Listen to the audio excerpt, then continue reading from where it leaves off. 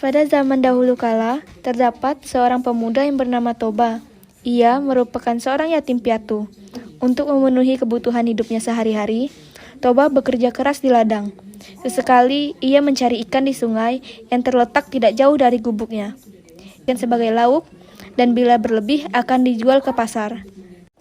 Pada suatu hari, sepulang dari ladang, Toba memancing ikan di sungai tersebut. Ia sangat berharap untuk mendapatkan ikan yang besar, dengan begitu dapat dengan segera dimasaknya untuk dijadikan sebagai lauk. Tak lama, terpenuhilah harapannya tersebut. Tidak berselang lama kemudian, ia melemparkan pancingnya ke sungai. Maka, kailnya langsung disambar oleh seekor ikan. Betapa gembiranya Toba saat menarik tali pancingnya dan melihat seekor ikan dengan ukuran yang besar tersangkut di mata pancingnya. Sejenak, Toba memperhatikan ikan besar yang berhasil ia pancing itu. Ikan yang aneh.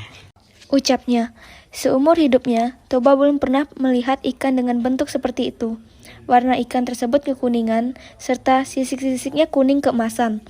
Tampak berkilauan sisik-sisik tersebut saat terkena paparan sinar matahari. Saat Toba melepaskan mata kail dari mulut ikan tangkapannya tersebut, tiba-tiba terjadi sebuah keajaiban yang sama sekali tak pernah ia duga. Ikan aneh dengan sisik berwarna kuning keemasan tersebut berubah menjelma menjadi seorang perempuan yang manis dan elok parasnya. Tuan, Kata perempuan cantik jelmaan dari ikan kuning itu. aku adalah makhluk kutukan dewa. Aku dikutuk karena telah melanggar langgaran besarnya. Sudah ditakdirkan kepadaku bahwa aku akan berubah bentuk dan menyerupai makhluk apa saja yang memegang atau menyentuhku. Karena Tuhan sudah memegangku, maka aku pun berubah menjadi manusia, seperti Tuan ini. Toba lantas memperkenalkan namanya. Begitu juga dengan putri berwajah cantik itu. Namaku Putri, Tuan.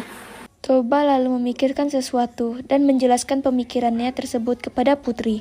Pemikirannya adalah untuk memperistrikan putri karena Toba sangat terpesona dengan kecantikan si perempuan jelmaan ikan tersebut. Bersediakah engkau menikah denganku? Tanya Toba setelah pembicaraannya beberapa saat. Baiklah, aku bersedia, Tuan. Selama Tuan bersedia juga untuk memenuhi satu syarat yang akan kuajukan. Baiklah, aku berjanji akan menutup rahasiamu. Rahasia ini hanya kita yang tahu. Tanya Toba setelah pembicaraannya beberapa saat. Toba dan Putri pun akhirnya menikah. Pasangan tersebut hidup rukun dan berbahagia walau dalam kesederhanaan. Kebahagiaan mereka serasa kian lengkap dengan kehadiran buah hati mereka, seorang anak laki-laki yang diberi nama Samosir. Samosir tumbuh menjadi anak yang sehat dan memiliki tubuh yang kuat. Sayangnya, Samosir memiliki sifat yang pemalas dan agak nakal. Kehidupan Samosir sehari-harinya hanya tidur-tiduran. Ia seperti tak peduli dan tak ingin membantu sama sekali kerepotan ayahnya yang sibuk bekerja di ladang. Bahkan, untuk sekedar mengantarkan makanan dan minuman untuk ayahnya pun, Samosir seringkali menolak bila diminta. Seandainya mau, Samosir akan melakukannya dengan malas-malasan dan wajah yang sangat bersungut-sungut. Kian hari, kian tambah malas kelakuan Samosir. Hal tersebut dikarenakan ibunya terus memanjakannya. Apapun yang diminta oleh Samosir akan selalu diusahakan oleh ibunya untuk dipenuhi. Samosir memiliki nafsu makan yang sangat kuat. Jatah makan sehari untuk sekeluarga dapat dihabiskannya dalam waktu sekali makan. Toba merasa harus bekerja lebih keras lagi supaya bisa memenuhi keinginan anak semata wayangnya yang sangat luar biasa itu. Pada suatu hari, Samosir diminta ibunya untuk mengantarkan makanan dan minuman untuk ayahnya yang sedang bekerja di ladang. Samosir yang sedang bermalas-malasan pada mulanya enggan untuk menjalankan perintah ibunya tersebut. Meski demikian, setelah ibunya memaksa dengan terus-menerus, akhirnya Samosir bersedia untuk mengantarkan makanan dan minuman tersebut meski dengan wajah yang muram dan bersungut-sungut. Samosir membawa makanan dan minuman tersebut menuju ke ladang. Di tengah perjalanan, Samosir tiba-tiba merasa lapar. Dihentikannya langkah menuju kebun. Samosir lalu memakan makanan yang seharusnya akan diberikan untuk ayahnya tersebut. Makanan itu tidak dihabiskannya semua dan hanya disisakan sedikit. Dengan makanan dan minuman yang tersisa sedikit itu, Samosir lalu melanjutkan perjalanannya menuju ke ladang.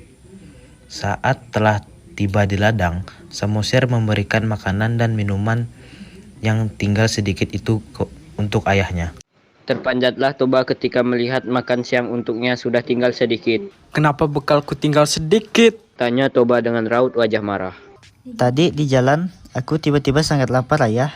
Jadi bekal ayah itu sudah kumakan sebagian, tapi nggak semua kuhabiskan. Masih ada sedikit bekal juga untuk makan siang, Ayah.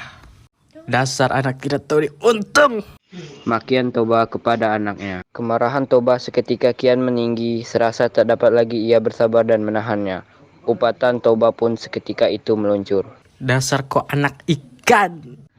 Samosir sangat ketakutan dan terkejut ketika mendengar umpatan dari ayahnya. Ia dengan cepat langsung berlari ke rumah sembari menangis.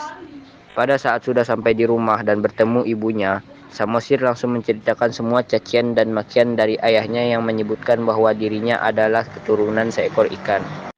Tak disangka, bila suami yang sangat ia sayang telah melanggar sumpah untuk tak menyebut bahwa putri adalah makhluk yang berasal dari seekor ikan.